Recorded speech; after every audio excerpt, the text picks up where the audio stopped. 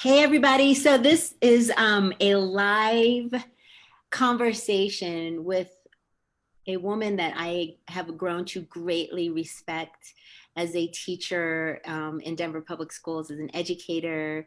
Um, and I'm going to introduce Dr. Sharon Bailey, and I'm going to share a little bit of your bio with everybody. And it's quite impressive. So, Dr. Bailey, you are a native of Denver, Colorado, and you are a graduate of East High School. Yay. Yay. And you received your undergraduate degree from the very prestigious Princeton University. Congratulations. That's quite an accomplishment. And your master's degree in interdisciplinary social science and your Ph.D. in public administration from the University of Colorado. Go Lynx, right? And you did your dissertation on a journey full circle and historical analysis of Keys and School District Number 1. And we're going to talk a little bit about that. And you examined Denver's struggle to desegregate the public schools from legal, political, and managerial conceptual lenses. You were elected to the Denver Public School Board. Do I remember, because I didn't see this on your bio, but were you president of the I was vice president. Vice president Yeah. of the school board. Congratulations on that too. Uh-huh. So you currently work in Denver Public Schools in the CELT department, and you did some tremendous research on African-American educators and principals and teachers. And I was one of the educators that you interviewed as we talked about our experiences and our observations as teachers and talking about our students. And that resulted in what we endearingly call the Bailey Report. And that was then taken by the school board, where we have the Black Excellence Resolution. And we're going to talk about next steps with what do we do with that information. You have also been a part of WICHE, which is the Western Interstate Commission on Higher Education. And you have been instrumental in creating the policy network online, where we can go and understand about policies and data, and that's really important. It's the IBWC is also a leadership role in which you are a part of. But your resume is just like, it just goes on and on and on and on. But your most important role is wife and mom to 3 adult sons and your 5 grandchildren. One of your grandsons is an entrepreneur. He sells swag, and he is a great little entrepreneur. And so we definitely want to encourage people to go online to DPS and view your entire resume, because it's really extensive, and I want to get to like actually talking to you. But first of all, thank you for taking the time today to talk with us. Let's start with let's go back to your journey, just a little bit more of a personal story of you went to Princeton, and then you decided you wanted to do some deeper work, which led to your PhD. And so tell us about that journey into really specializing in this equity work. Right.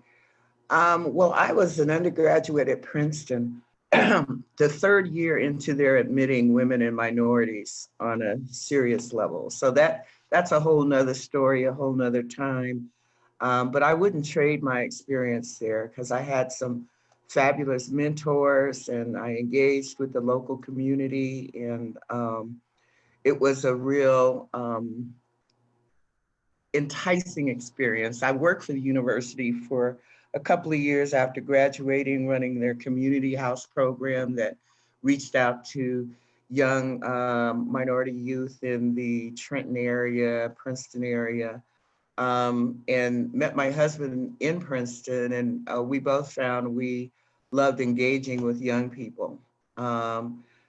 Decided I didn't want to raised my children in Jersey, got homesick, said I got to go back to Colorado, and became engaged with the schools. I call myself the first Black Ops helicopter mom because my husband would bring the donuts and I would bring the heat. And we just really channeled our sons through teachers that we thought were outstanding, and we tried to pick the best schools. And I think they had a good experience in DPS, but it took constant monitoring and communication with teachers and principals. After being home for a while, I served as a member of the Black Education Advisory Committee, which was a part of DPS. And Rachel Knoll, who is my shero, got a call, says, well, we're having a meeting at Rachel's house and we'd love for you to come over and we need to talk to you. And this is Senator Tanner, Anna Jo Haynes, a whole group of folks, Black women in particular, who I considered to be my mentors. So they sat me down and they voluntold me that I was running for the Board of Ed, and came out across the city. They were all at large at that time. So I came out the #1 votes getter across the city, is the only Black candidate in the race. And it was an interesting journey, that whole campaign. And that's another conversation. The teachers union did not endorse me because I said that I prioritize kids over the union. And so that's a story. But continued my education all through there, worked for CU for a while, worked for Metro State College, running pre-collegiate programs. I spent a year in the office of the president in CU when Gordon Gee was around, expanding the pre-collegiate programs to the Colorado Springs and the Health Sciences Center. So I do have some stake in CU. I served when Hank Brown was president on a Blue Ribbon Commission on Diversity. And again, we took the trip around to all of the CU campuses and worked with the leadership on developing strategic plans to increase diversity and inclusion. And when Bruce Benson became president, that kind of disappeared. So I'm really concerned about where CU is on diversity and inclusion since I've graduated. But I did complete my Ph.D. after I left the Board of Education. Decided that I didn't want to deal with the politics because there were politics in higher ed. And there were some faculty who really put up barriers to students of color. There were a lot of hoops to jump through. So I decided to avoid that. John Beekner, who was president at the time that I was finishing my PhD, I had a organizational development class with him that I think I got like first runner up or something like that, but he remembered that. So I says, well, I want to get through. So let me ask the president of the university to be on my dissertation committee. All he can say is yes or no. He said yes. And so we had all my colloquia up in his office. I had no problem graduating, but I knew I couldn't produce a BS dissertation. That was the pressure on me. So I have a history with CU. And really, as a flagship university in the state, I think they have a lot to contribute to our communities. We just need to see more. Thanks for giving us that background. So like right now we are in the middle of a conversation, and we have been talking about equity and inclusivity and diversity for many, many years. And several years ago, I accepted your call for teachers of color to come and share our experiences. And I was very nervous. And I was like, I wasn't sure if I wanted to do it, but I felt like I had an option. I could do a small group or I could do a one-on-one with you. And, as a young teacher who knew about you, but who didn't know you, because everybody, when they mentioned your name, it was with such honor and revere. And I was like so nervous, but I didn't want to be in a group because I just felt like I wasn't ready to say what I needed to say freely. And you were so gracious, and you were so kind and calm, just like you are now. And you would just ask the questions and just let me talk. And I felt it was like the first time where I felt like, okay, this is my story that I'm able to get out of my experiences in a safe place.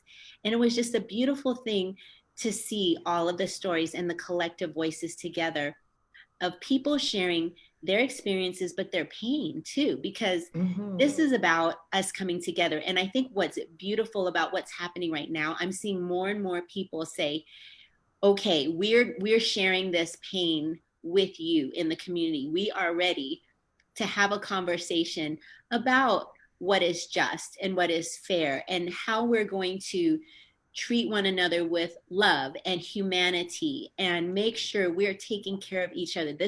Now is the time for us to have this conversation. So take us back to when you were collecting all of these stories, and just give us some of the highlights for the people who haven't yet read the report. Give us some of your highlights and takeaways from the stories you received. Well, I tell you, Tom Boasberg was superintendent at the time, and he was on sabbatical, but Susanna reached out to me and said, we're having some issues, we think, with our African-American educators, and we'd love someone to come in and gather information and give us a sense of what's going on. And I told them, well, I'm probably not the one to do this if you really don't want to know the truth. And they said, no, we want to know the truth. I felt like Jack Nicholson and A Few Good Men. You can't handle the truth. But interesting stories. That I did about 70 one-on-one interviews, focus groups, transcribed the whole thing myself. Everyone remained anonymous. But as I began to come across themes, particularly as it related to the experience of African-American educators, a lot of reference to hostile work environments where, they're dealing with microaggressions every day. They may be the one educator of color in the building, not feeling like they belong, not feeling like they were treated as the professionals that they are. The whole stereotype of the angry Black woman came forward many times in terms of African-American female educators who were passionate about our kids, were then labeled and ostracized, and really had a hard time advancing because of this so-called reputation that they had garnered of being difficult because of their passion. These educators also related stories about how African-American students were treated. And they pointed out the disproportionate discipline, the lack of Black and brown images, and the contributions of their people in the curriculum, the low expectations for African-American students. All of those themes were interconnected and intertwined, and gave a picture of the kinds of work that we need to continue to do in terms of recruiting and retaining educators of color, really building relationships with African-American students.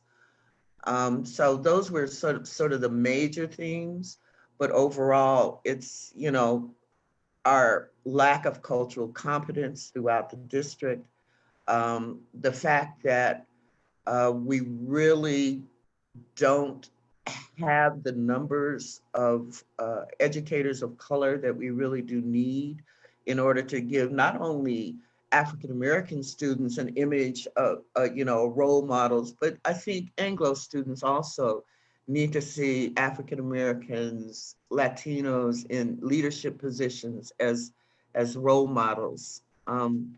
So that's basically it on the Bailey report. After the report, we convened a African American education task force that worked over 7 months on a series of recommendations.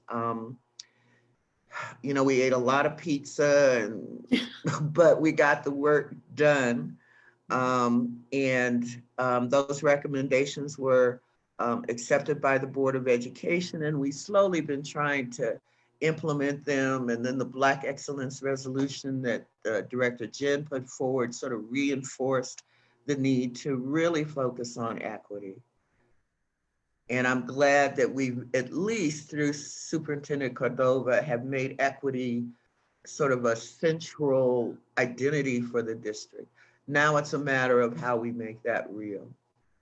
Sure. When you talk about the data, I was shocked to see that only 2% of teachers are Black men. I'm like, that is such a tiny number for our young boys to look up and see someone who looks like them. And it does make a difference. We know from talking to students and educators and parents, like it makes a difference. If you see a woman in a position or whatever the demographic that you see, like you see someone that looks like you, it's an instant connection and relatability. Well, a couple of years ago, Johns Hopkins University did that study where if an African-American student, particularly male, has one Black teacher throughout their educational journey, they're more than 30% more likely to graduate from high school. So, we need to start paying attention to some of that data and not just, toss it off the table. I think it was an important research study that we ought to also consider as we keep moving forward. Sure, that's definitely a piece of the pie when we talk about students persisting through to high school graduation, and then persisting through to college graduation, and then continuing to get those higher and higher degrees, and to talk to young children of color about academia, and what that future looks like for them. And because, we in the Black community talk a lot about sports, right? Our young Black boys are aspiring to be the next Michael Jordan or, next NFL player. And such a tiny percent of athletes attain that level. And of course, it's a fine line. You don't want to discourage a young athlete from their dream of being a professional athlete. But we also know that if we don't balance out our conversations around other fields like engineering, cybersecurity, cyberspace, some of these other careers, even education, we need intelligent young people of color to consider becoming teachers to invest in the future. I mean, so I'm just going to give this call out to the community that's watching this, that we need to balance. There was a time when libraries in the home were a sign of wealth, right? A sign of intelligence. And we have now substituted in-home libraries with technology and other things that are not ushering our young people into reading and thinking and being creative. Because when you read, it actually stimulates creativity in your mind, because you have to picture the things that you're reading, and then it helps with your vocabulary and the way you communicate. So it expands your ability to communicate with other people. And I had to learn that late in life, because my father is Black, but he was drafted in the Army at 18. And he grew up in segregation in the South. And even though all of his teachers were Black and his principal was Black and all of the business owners were Black, he was not able to go through a traditional college experience and navigate me through even applying for college. Like my mom was an immigrant from Korea. English is their second language. And so I was one of those who could have very easily fallen through the cracks. And fortunately, it took one counselor my senior year to realize, wow, Priscilla's in all honors classes and all AP classes, but she hasn't Mhm. applied to a single college, and it's like 2 months from graduation, and where is she, Right, what's her future going to be? And so, when people ask, what can we do to help? Just pay attention to your right, students and look who might be in the middle or even doing well, but don't assume that they have the tools to navigate getting into the right college or pursuing the right career. We need to encourage them. And so this is mhm, my segue now for you to talk about your work in policy, not only at CU, but with WICHE. First, explain to us what WICHE is so people who know what that organization is and does and the purpose. right. Spent 3 years at WICHE, the Western Interstate Commission on Higher Education, and basically it's a policy wonk institute where we did research for several Western states that included Colorado. And what that experience did was it made my vision less parochial in terms of what's going on in Colorado, California, Washington State, Arizona. I got a really broad view of some of the issues and challenges that other states and other colleges and universities were facing. We did a lot of research, an annual statistical report card for each of the Western states. So all in all, that was an interesting experience. One of the tasks that I was given during my time at WICHE was to develop a national database. And we called it SPIDO at the time, but it was a state policy inventory database. And basically, a searchable database of policies related to equity, in all 50 states in DC. And it was a challenge putting it together, but I understand it's still a tool that people are using around the country to really do some compare and contrast in terms of policies that increase access and provide hopefully more equitable opportunities in higher ed. So let's get into the meat of a I really want to talk about solutions, right? When we look at the graduation rate in high school, Mhm, and we see the gaps, mhm. it's easily a 10 percentage point gap. And then when we look at the college graduation rates, we see that that gap continues to follow Right, young people of color through college. So right. Colorado Department of Higher Education has stated there are 76% of the jobs in the state of Colorado require some sort of post-secondary college education to to be able to work in the workforce. We are Mhm, currently sitting at 56%. CDHE has said by 2025, which is only 5 years from now, they want to see mhm, that number go from 56% to 66%. And I'm thinking, I've been a principal and I understand data, and I'm thinking to mhm, move 10 percentage points in 5 years, that is a huge task for the mhm. universities in our state to be able to do. And now you add on coronavirus, and our students are able to access the rigor of education in the same way. Colorado Department of Ed's graduation requirements have increased Mhm. for the students who are graduating in 2021.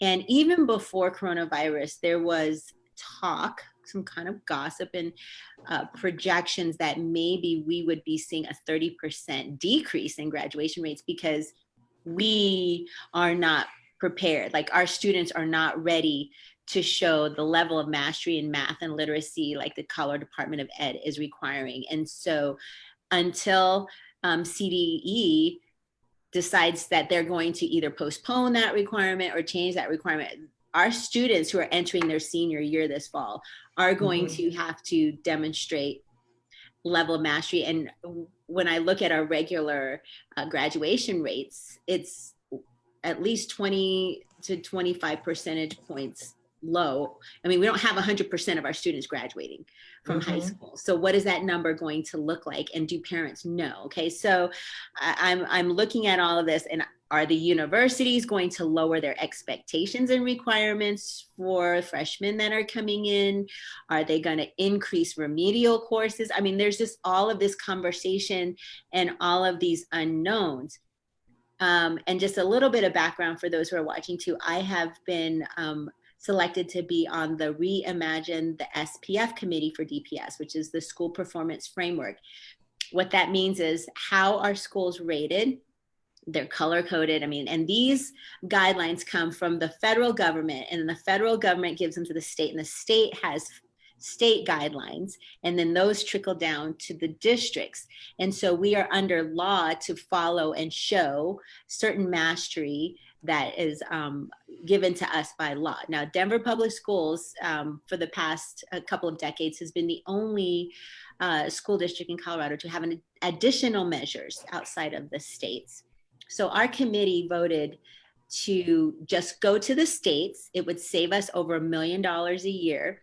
But there were things that the community said that we value. And this committee was comprised of teachers, principals, parents, community members. I mean, it was a group of 30 of us.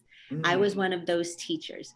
And what we said we valued is whole child. And when we talk about whole child, we're talking about social emotional supports, special education, IEP 504s. I mean, the whole gamut of the soft things that our students need. But in addition to that, we said we value equity because we looked at the data and we, put the scuba gear on and go deeper. Like, why are we seeing this disparity? And of course, we have to look at income, and we have to look at some of the other social aspects around a child's preparation and readiness when they come into kindergarten, and then what follows their experience through K-12. But now we're looking at college, because this is the make or break for a lot of our young people. If they're not ready for freshman level coursework, they're either going to drop out,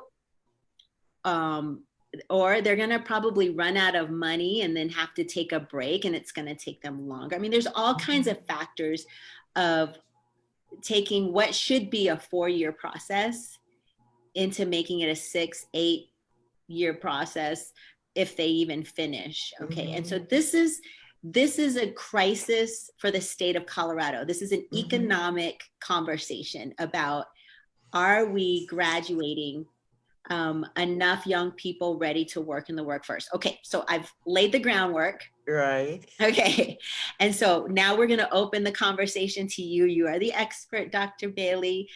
I want you to just go with it, and let's just talk about how we address these issues. Well, I don't know how many of your folks are familiar with the Rocky Mountain PBS report that came out 2013-14.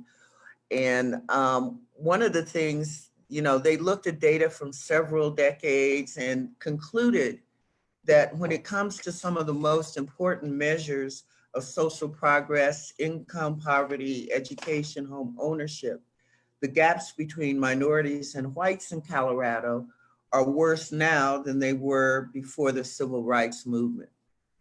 And that said to me that, we've still got a lot of work to do. One of the things that they pointed out in terms of Colorado is that we're on the bottom, at least we have been, in terms of college degree attainment gap between white students and Black and brown students.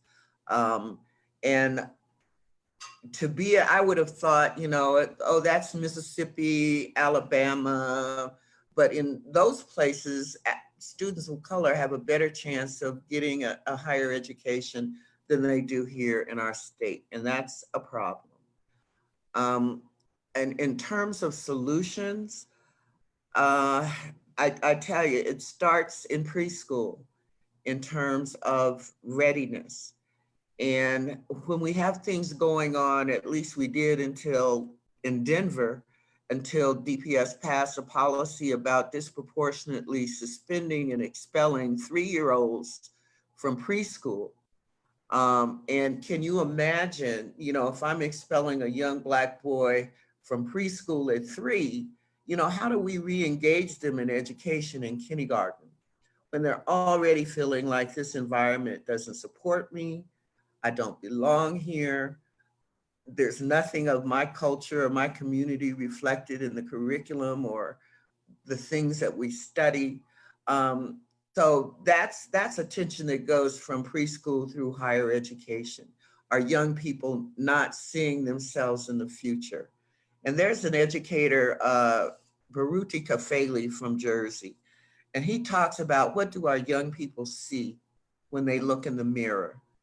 Do they see the baller and the rapper, or do they see the engineer, the mathematician, the business person? And today I feel there's no excuse, no matter what level of education. You can Google Black mathematicians, you can put these images in front of our young people so that they can see themselves in a variety of professions and roles. And we haven't been good in providing that kind of motivation to our students. The other thing that I grapple with, and I don't know how we continue to miss this in education, but we don't provide, even though we expect all of our students to deal with the rigor of education, we don't provide them with the executive management skills in terms of time management, how to take notes, how to learn, some basic, what would seem to me fundamental groundwork to pursue higher education. We don't address that in pre-K through 12. So we're not providing them with the skills that they need to perform well in higher education.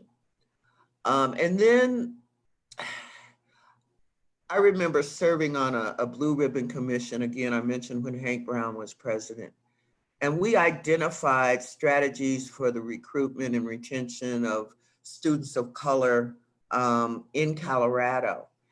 And one of the things that I think holds us back as a state is this thing called the Colorado paradox. And even though, we've got a workforce that's highly educated, a lot of those educated folks have come here from other states, but we have yet to adequately educate those students who sit in front of our Colorado classrooms every day. So that Colorado paradox, along with their journey through pre-K 12 education, are things that we need to look at in terms of better alignment, better handoff from K-12 education to higher ed, better communication with our students about the opportunities that are available to them early on. A factor in this that I think is important that I don't know how we get a handle on, but this counseling, because students often don't know where to go or how to fill out the FAFSA. So we've got to double down on helping to guide them through the process into higher education. And then on our campuses, we're confronted with some of the same types of issues related to hostile learning environments, also hostile work environments for faculty of color in many of our institutions. And from the time that I spent in higher education, from CU to Metro, I have stories about ceilings that were put on faculty of color, how they're isolated and marginalized even in those environments. So in terms of solution, we've got to do better groundwork from pre-K in terms of literacy and executive management skills and teaching our students how to learn. And then in higher ed, we've got to be a lot more intentional about making sure that what I think we've got a great community college system, we've got a great higher ed system, but really getting our students into those institutions, I think, should be a priority. And it's not just for their benefit, But I think as a state, we ought to be thinking about our economic future in terms of having a workforce that's able to meet the challenges of the next century in terms of the technology and the science. And when you look at Colorado and the kinds of opportunities, particularly in STEM related fields, it's sort of wide open, but who's going to be able to take advantage of those opportunities? And right now, it's not a large number of students of color. It's amazing. I'm following everything that you're talking about. And I know in our state, every eighth grader through high school is supposed to have an ICAP. They should have someone tracking, and that's thousands and thousands of young people in our state, but without the manpower. We don't have enough counselors tracking every student. So which students fall through the cracks? You know, if you're a parent, you're like, I hope it's not my child. I don't want my child to be the one that isn't being tracked and spoken to and guided through where are the jobs. Because I think when we look at the millennials who graduated, I mean, we told them, go to college, get a degree, you'll get a job. And they did exactly what they were told. And they got a degree and there were no jobs. And they were angry and they were living at home and they couldn't pay off their exorbitant student loan debts. And so that's our fault. You know, that's our fault as an education system who were not aware of the future needs and tracking and saying, hey, we know that if you graduate with these skills, this is what the market is looking for. And, you know, you have a better chance of getting a great paying job, not a high paying, because you can't just graduate and be at the top, right? You have to work your way up, but at least there's a future and there are needs in our economy around these fields. And so we have to fix this course for our young generation so that by 2025, we are a lot closer to that 66%. And then we can talk about going to that 76%. But our young people in Colorado are relying on us as veteran educators to make sure we're putting systems in place to put them on the best path so they can have a life, so they can have a future and live the American dream, right? We all want to have this great future. And so that's why I'm looking at the time that we're in right now and how, in my perception, and this is anecdotal, there are more people ready to have this conversation now than I've ever seen before. And so I think we need to leverage this time where people are saying, okay, we are resetting education because we have to, because of COVID. Like, so what is it going to look like this fall? Okay, so let's talk about some of these soft skills that you mentioned that young people are going to have for the future. I did one interview on Zoom, like how do we relate and do an interview in a computer screen, right? What do people need to know how to do? We're going back in time in the 80s where it's like, look someone in the eye and have a conversation and listen and be prepared and be articulate. Okay, but I know it's broader than that, but how can we talk about bringing some of these other skills, and they're talking about skills, not just content of reading, writing, and arithmetic, but life skills is an opportunity for even universities to take a look at. Did you have a thought on that? Well, you know, I go back to teaching our students how to learn is probably the most fundamental thing. I mean, they've got to be able to read. They've got to be able to do the math. Because if you can't read, you can't learn. So the literacy piece probably should be prioritized more than we have, making sure that our third graders are all, you know, ready to go to the fourth grade with the kinds of reading skills that they need.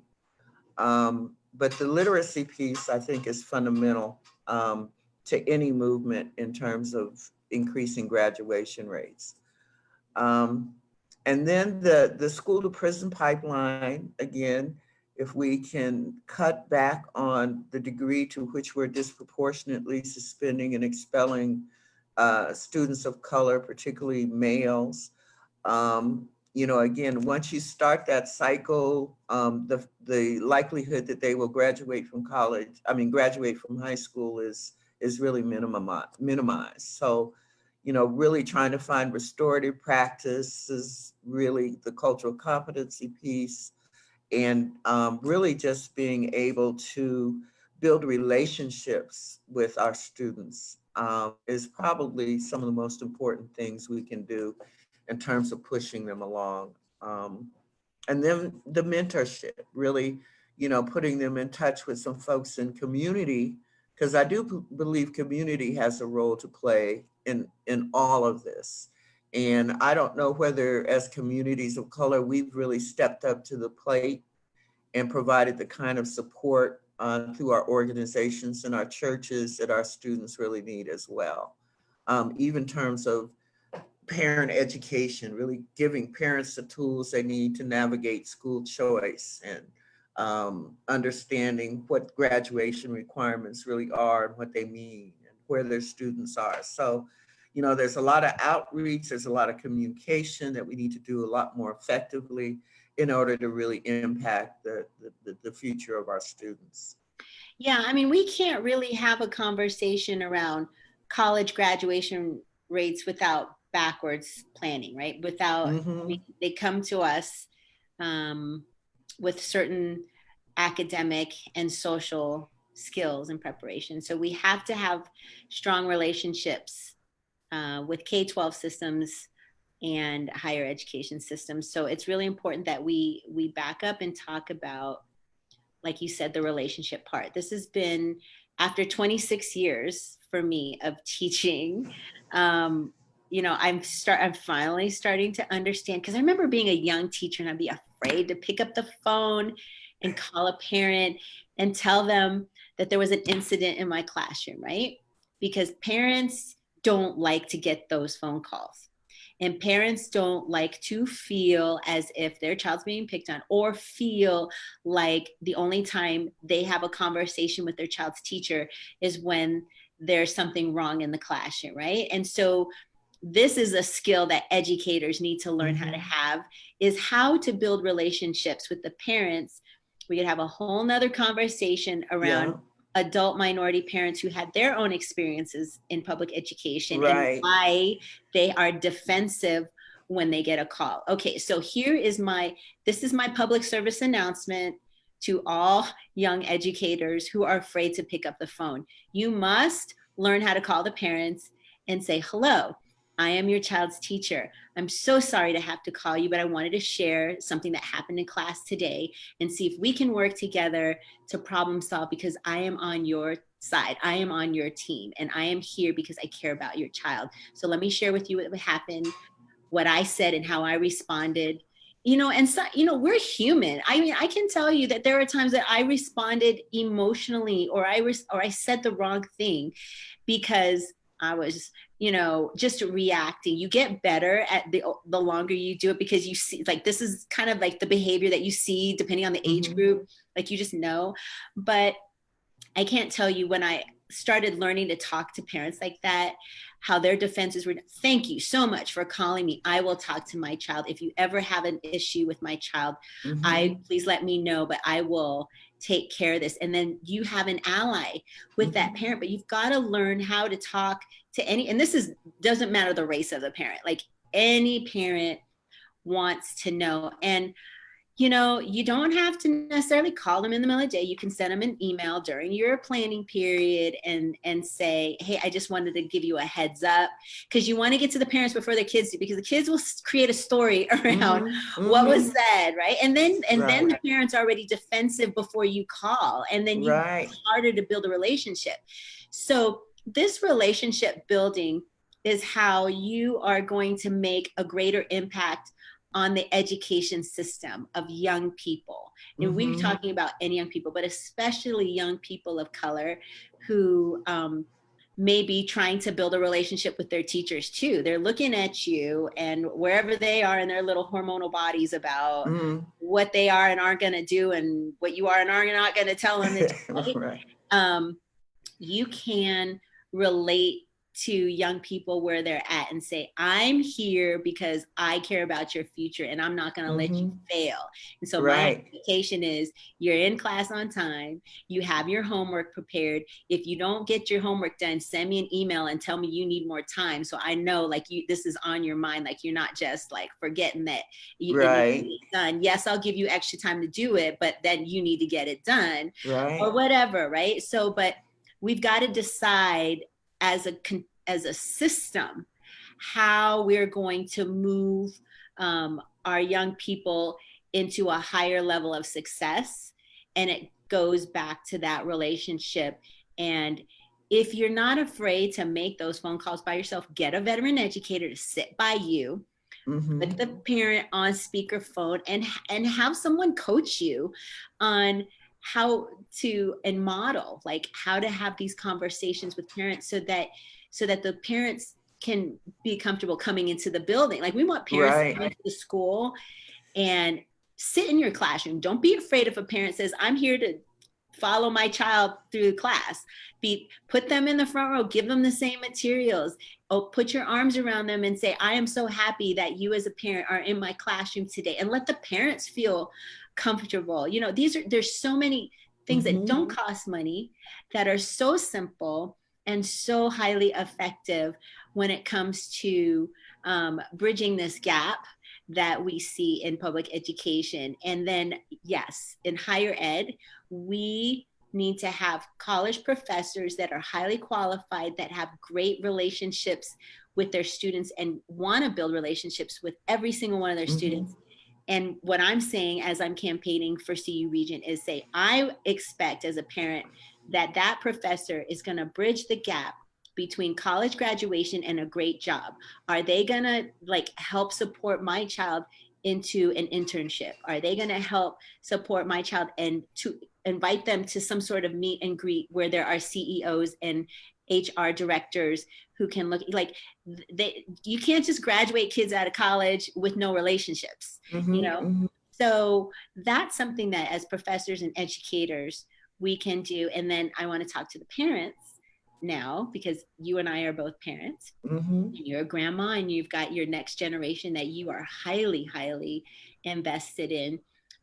Parents, you have a right to know what's going on in your child's school. Like you don't have to make an appointment to say and get permission to go track your child in school and sit with them. Of course, be courteous and say, hey, I just want to let you know I'm going to be spending the day with my child in school. So give the teacher a heads up, but don't ever let anybody make you as a parent feel like you don't have a right to know what's going on, but also just assume the best intent of your child's teacher. If your child comes home and says something, that children don't always tell the truth when they come home about what's said and done.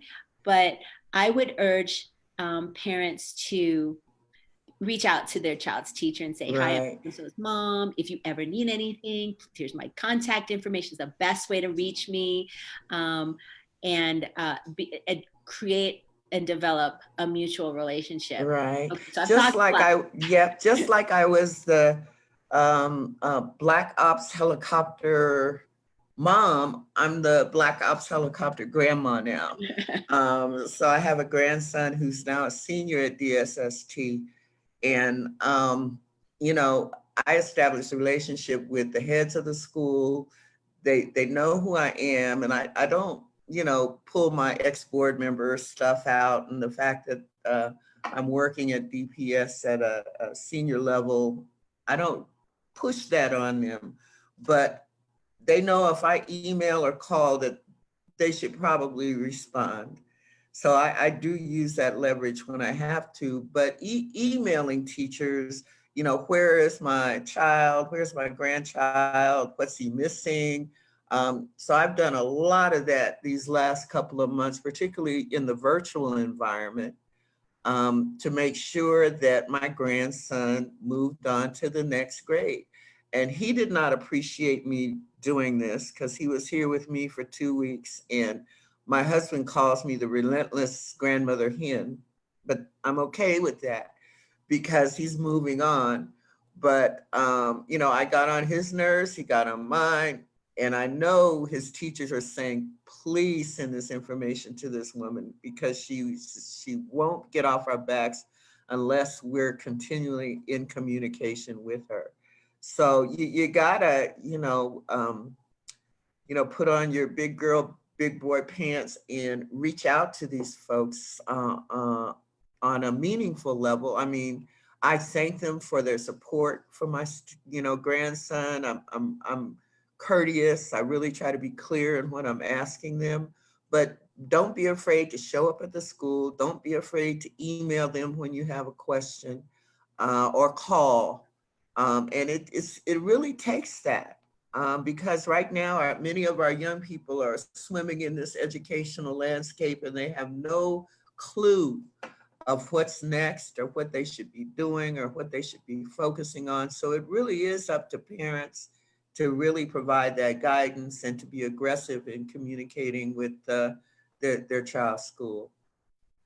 The best indicator of a child graduating from college is if both parents have graduated from college. I really try to inspire our young people for a college degree, not just for the sake of a college degree, but to actually pursue something that they're passionate about and that they know that they want to build their future with, because that education is the most powerful thing. When I was growing up, the slogan I used to hear all the time was, a mind is a terrible thing to waste, right? Mm-hmm. That was always like, yeah, mind is a terrible thing to waste. Right.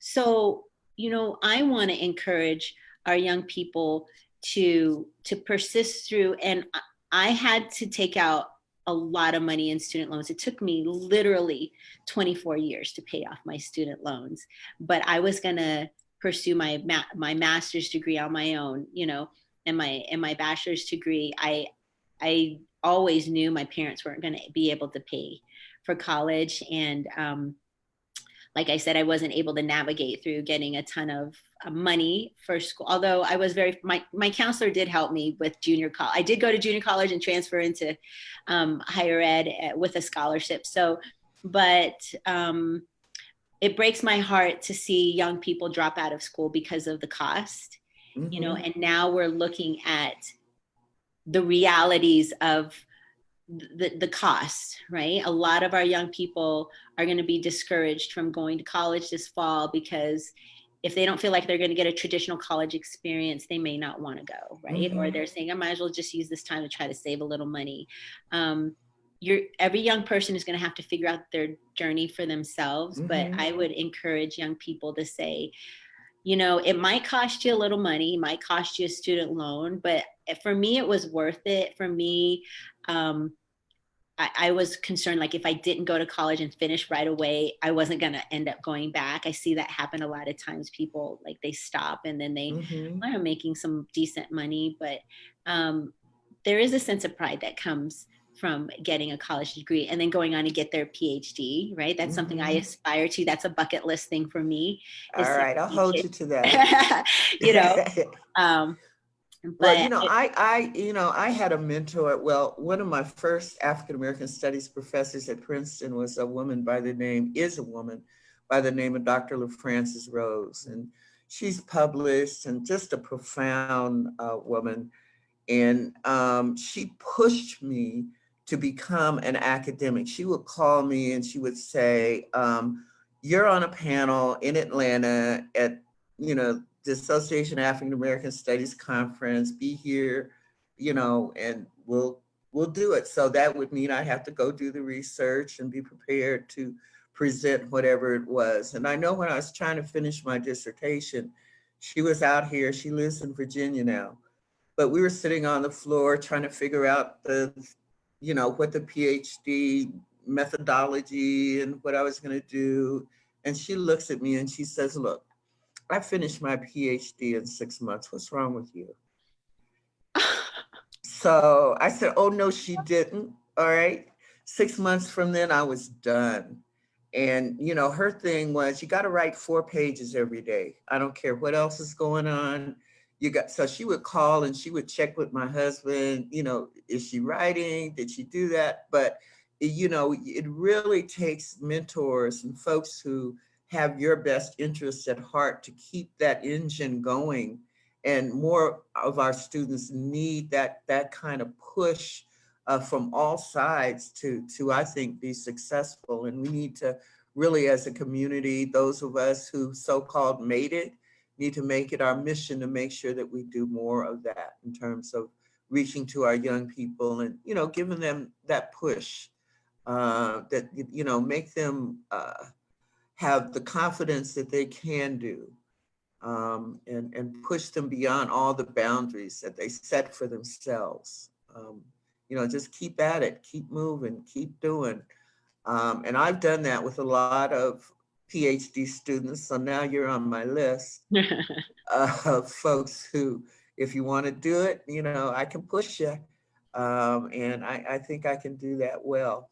Been trained well to do that. So. I believe you. I mean, every time I have a conversation with you, I learn something new, and you're like, you give me homework to do. You're like, Priscilla, go to this website and read. And I go to the website and I'm like, there's all these tabs. I got to read all this stuff. Like so much, but it's good because I want to be informed, right? I want to, as I go through my journey. So you've been really, really gracious. I could talk to you, Dr. Bailey. I could talk to you so long, but I want to wind us down. Give us your hopes and dreams for our young people, whether it be specifically in Denver public schools, whether it be in college, specifically CU. Like, what are your hopes and dreams? As I want to carry your torch, right? I want to be able to continue all the work. And I hear commercial for Dr. Bailey. Dr. Bailey has done so much research and so much work. It is out there for you to see on the internet. You can access her work, but you can't do it by yourself, right? You need people to read the work and research that you've done and then say, okay, I think I know how to create some next steps. But tell me, you get to tell me now what your hopes and dreams are. Well, I tell you, in this landscape, we have an opportunity to be more. Shakespeare said to be or not to be. Well, we all need to be more. We need to be more human. We need to be more empathetic to our fellow human beings. So this is one of those opportunities that we can't afford to miss. Folks talk a lot about social distancing now. But in reality, we've been racial distancing for a long time. And I think now's an opportunity for diverse communities to come together and have the hard conversations about how we remove opportunity gaps, achievement gaps, disparities in health and education and criminal justice. I think we're primed for those kinds of conversations, and our young people are going to be a very important part of those conversations. So I would encourage them to speak up and, to do all the marching, but at some point we've got to do something. And we really got to be strategic, we've got to be intentional, and we really do have to be about equity. And if we're going to build equity in K-12 education or higher education, fundamentally, we have to admit that institutional racism has been a part of our history. And then we have to ask ourselves, how do we, in our institutions, build capacity for folks to, see things through an equity lens and treat each other like the more human beings that we like to be, that more perfect union that we hope for. And then it has to be sustainable. Our efforts toward equity, this has to be something that we can sustain over time. We've had a lot of starts and stops and, but we haven't been able to make true progress toward a more equitable society. So, now that we're dealing with not only the pandemic of COVID-19, but we're also challenged to deal with the pandemic of racism in the US. And I would hope that we would all take the opportunity to do some self-reflection and talk about how can I be that more human being. That was beautiful. Thank you, Dr. Bailey, Thank you. for this time. You are such an inspiration and you are so smart. I'm just a girl from the hood, who, happened on some opportunity, but, I took it seriously when it was in front of me. And I encourage our young people, when opportunity presents itself, don't mess it up. All right. Well, I'll try to make you proud. I know you will. Continue to work hard, and I love you so much for all of the years that you have put and invested into young people, into teachers, and you just keep doing what you're doing, okay, Dr. Bailey? And you keep doing what you're doing, because I think you'll be a great asset to the University of Colorado and their visioning for the future. Your voice needs to be there. Well, thank you. And you have a great rest of your weekend, and you stay well. And I will see you when we reopen in the fall. I hope so. Yeah. Take care. Okay. Take care. Uh-huh. Bye-bye.